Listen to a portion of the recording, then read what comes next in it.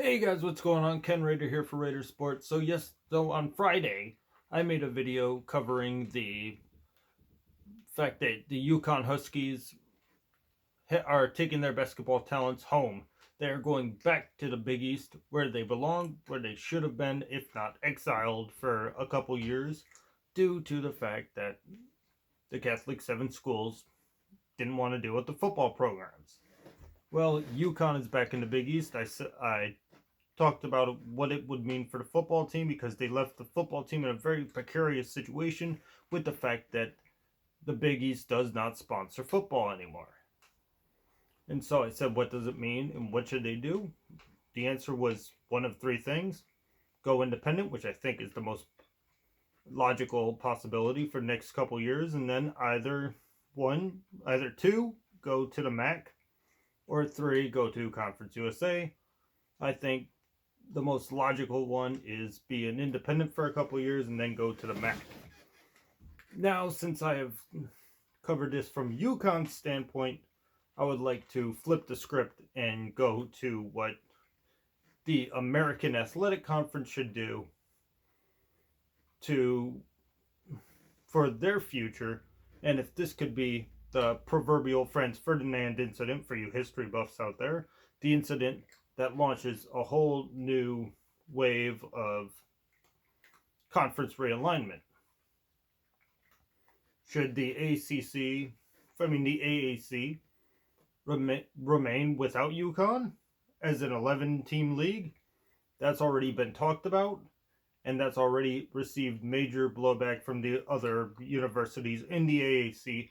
So that's not looking like that's going to be the possibility. So most likely the possibility is going to be adding a 12th team, since they have already come out and publicly shamed Uconn for doing this move, because Uconn basketball is a big thing.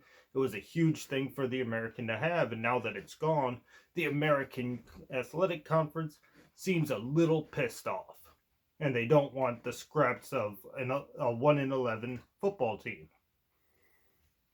from the major powerhouse that Uconn basketball is.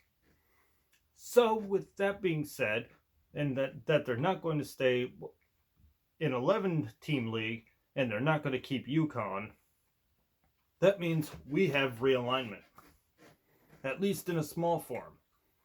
I've seen three teams mentioned over and over again, and I feel like this is really going to pick up steam here coming in the next few days and up to the next week and maybe a year from now. But there's been three teams. The first, obviously, is Army. Army would keep the AAC footprint kind of in the Northeast New England areas. They are in West Point, which is in New York. So that keeps their footprint in that northeastern area of the country.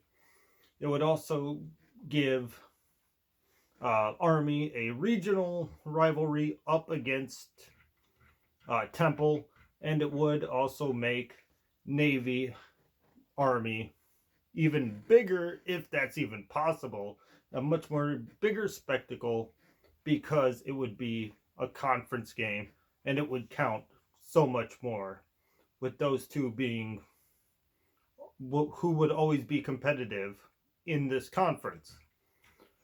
My only question with that is, would Navy and Army give up their spectacle at the end of the year, which is played after the conference championship games? Would they give up that standalone game and move that more towards rivalry weekend? And then with the game being played on CBS, would CBS choose Army Navy over, say, Florida State or Georgia Tech? Important questions have to be asked. The second team on that list is BYU. Now, BYU would continue the Western expansion that the American has been going through, but it would really just, to me, feel out of place. I mean, talk about a road game where you have to go from Provo, Utah, all the way to Orlando, Florida, or Tampa, Florida, to go play USF. or end up to Philly. And I don't know, it just seems out of place. It seems like, and let's remember, BYU gave up being a Mountain West a Mountain West team to be more nationally recognized as an independent. So would they go back to a conference? I don't know. And then the third, this one kind of shocked me, but we know when in doubt, the AAC uh, attacks Conference USA. That's where I got Houston and Memphis and SMU to fill out its conference when they were making it. So obviously, Conference USA is the most logical conclusion to me if they can't get Army. I see BYU kind of being a pipe dream, but if they can't get Army, they should go down to Conference USA and they should take one of those teams. And the team I've been seeing for some reason, surprising to me, is Brett Favre University, Southern Mississippi. Now, Southern Mississippi has been an all-right team down in the Conference USA. They do tend to compete with even Power 5 schools like Nebraska a couple years ago. They took them down to the very end. And so they're not a bad school. They're not a terrible choice for this. But I have one in mind. The University of Alabama, Birmingham. It would give Legion Field a higher degree of status in the national picture. It would move them from like the eighth. It would move UAB from the eighth power conference to the sixth.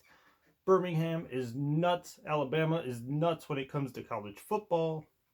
It would just be great all the way around. I would definitely say the AAC should look at the University of Alabama, Birmingham, give the Blazers a fair shake. If it works, I think that would just come up roses. But it seems like the top three schools on the list right now, BYU, Army, and SMU, and out of those, Southern Miss, and out of those schools, I would choose Army. So guys, tell me what you think. Who should replace Uconn? Or should it stay an 11-team league? Should they just allow Uconn to be scraps for them? Who knows? I'm just asking you guys your thoughts. And you don't mind, I'd go UAB if I can't get Army. But it seems like Southern Miss is somehow the leader if they're taking one from Conference USA. Thank you guys for watching. I'm Ken Rayder, and I'm signing out.